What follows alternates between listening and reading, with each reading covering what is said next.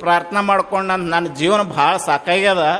ಸಂಸಾರದೊಳಗೆ ನಾನು ಹೆಂಡತಿ ಮಕ್ಕಳ ಕಾಟಕ್ಕೆ ನನ್ನ ಜೀವನ ಸಾಕಾಗ್ಯದ, ಸಾಯ್ಬೇಕಂತ ಮಾಡೀನಿ, ನನಗೆ ದಾರಿ ತೋರಿಸು ಭಗವಂತ ಅಂತ ಭಗವಂತ ಹೇಳಿದ್ರತ್ತು. ಸಾವುಕಾರ ಹೇಳಿದ ಕತೆ ನಾನು ಇದನ್ನು ಮಾಡಿ ಹೇಳ್ತಾನು. ಏನು ಹೇಳಿದ ಭಗವಂತ ಅಂದ್ರೆ ಪ್ರತ್ಯಕ್ಷ ಆಗಿ ಅವ ಹೇಳಿದಂತ, ನೋಡು ನನಗಿದ್ದಷ್ಟು ಕಷ್ಟ ನಿನಗೇನಿಲ್ಲ, ನಿನಗೆ ಒಬ್ಬರು ಹ್ಯಾಂಡ್ರ ಇಬ್ಬರು ಮಕ್ಕಳು ಅಗದಿ ಆರಾಮದಿ, ನಿನಗೇನು ತೊಂದ್ರೆ ಇಲ್ಲ, ನಿನ್ನ ಮನೇದು ಅಷ್ಟ ಉಸಾಬಾರಿ ನಿನಗೆ.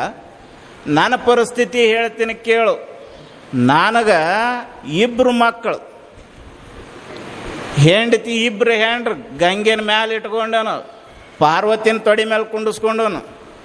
ನನ್ನ ಆಭರಣಗಳು ಕೊಳ್ಳಾಗ ಹಾವು. ಅವ ಪರಮೇಶ್ವರನ ವಾಹನ ಯಾವುದು? ನಂದಿ. ದೇವಿಯ ವಾಹನ ಯಾವುದು? ಸಿಂಹ. ಇವಂದು ಷಣ್ಮುಖನ ವಾಹನ ನವಿಲು, ಗಣಪನ ವಾಹನ ಇಲಿ. ನನ್ನ ಪರಿಸ್ಥಿತಿ ಹೆಂಗದ ಅಂದ್ರೆ ಗಣಪ ಸರದಾಡಿದ ಅಂದ್ರೆ ನಾನು ಕೊಳ್ಳಾಗಿದ್ದ ಹಾವು ಇಲಿ ತಿನ್ನಕ್ಕೆ ನೋಡಕತ್ತೈತಿ. ಷಣ್ಮುಖ ಭಗವಂತ ಸ್ವಲ್ಪ ಅಲಕ್ಷ್ಯ ಮಾಡಿದ, ಷಣ್ಮುಖ ಸರದಾಡಿದ ಅಂತಂದ್ರೆ ನವಿಲು ಹೋಗಿ ಹಾವು ತಿನ್ನಕ್ಕೆ ಗುದ್ದಾಡಕತ್ತೈತಿ.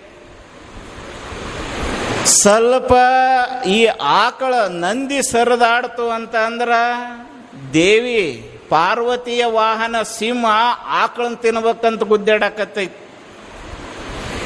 ಇಷ್ಟಷ್ಟ ಅಲ್ಲ, ತೊಡಿ ಮೇಲೆ ಕೂತಿರ್ತಕ್ಕಂಥ ಪಾರ್ವತಿ ಯಾವಾಗ ಎದ್ದು ಹೋಗ್ತಾಳೋ ನಾನು ಯಾವಾಗ ತೊಡಿ ಮ್ಯಾಲ ಕುಂಡ್ರಬೇಕಂತ ಗಂಗೆ ಕಾಯಕತ್ತಾಳ ನನ್ನ ತಲೆ ಮೇಲೆ ಕೂತು. ಮತ್ತು ಇಷ್ಟೆಲ್ಲ ನೋಡ್ಕೊಂಡು ನಾನು ಸಿಟ್ಟಿಗೆ ಬಂದ್ರೆ ಒದರಾಡಿಂದ್ರೆ ನನ್ನ ಗಂಟ್ಲದಾಗ ವಿಷ ಇಟ್ಕೊಂಡೇನು, ಅದೆಲ್ಲಿ ನಾನು ಒಳಗೆ ಹೋಗಿ ನಾ ಸಾಯ್ತೀನಂತ ನಾನು ವಿಚಾರ ಮಾಡಕತ್ತೀನಿ. ಇಷ್ಟೆಲ್ಲ ಸಂಕಷ್ಟಗಳಿದ್ರೂ ನಾನು ಇಡೀ ಜಗತ್ತಿನ ಆಗುಹೋಗುಗಳನ್ನೆಲ್ಲ ನಾನು ನೋಡ್ಕೊಳಕತ್ತನ ಮಗನ, ನಿನ್ನ ಮನಿದೇನು ದೊಡ್ಡ ಕತೆ ಹೇಳಕ್ಕೆ ಬಂದಿ ಹೋಗಂತ ಅವ ಹೇಳಿದ. ಅಂದ್ರೆ ನಮ್ಮ ಮನೆ ಸಮಸ್ಯೆನೇ ಭಾಳ ದೊಡ್ಡದಂತ ನಾವು ತಿಳ್ಕೊಂಡಿವ ಅಷ್ಟ. ನಮ್ಮ ಮನೆ ಸಮಸ್ಯೆಗಳು ಏನು ದೊಡ್ಡವಲ್ಲ, ನಮ್ಮ ಮನೆಗಳಿಗಿಂತ ಹೆಚ್ಚು ಸಮಸ್ಯೆಗಳು ಇರ್ತಾವ. ಅವನು ಯಾವನ್ನೂ ದೊಡ್ಡವನು ಮಾಡ್ಕೊಳ್ಳಾರ್ದಂಗ ಅದನ್ನು ನಾವು ಧೈರ್ಯವಾಗಿ ತೆಗೆದುಕೊಳ್ಬೇಕಾಗ್ತದೆ. ಆ ಧೈರ್ಯವಾಗಿ ತೆಗೆದುಕೊಳ್ಳುವಾಗ